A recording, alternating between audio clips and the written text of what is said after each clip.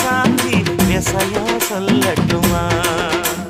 மாமே தரணும் சீரு ரெண்டு மாங்கா கட்டு தோடு.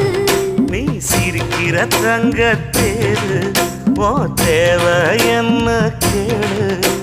வெடல புள்ள நானும் ஒரு விவரம் கேட்க வேணும். ஏ தன்ன